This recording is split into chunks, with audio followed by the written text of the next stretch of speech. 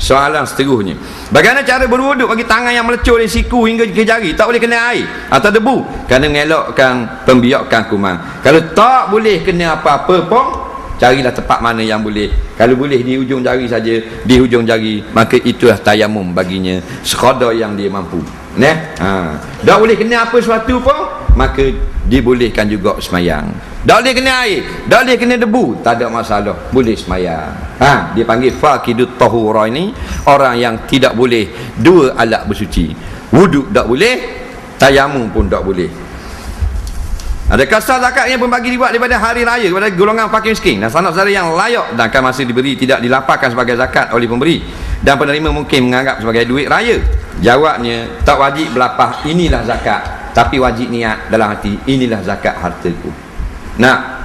Kemudian jangan kita beri lepas daripada semayang raya. Tujuan zakat fitrah untuk mereka beli barang-barang keperluan raya.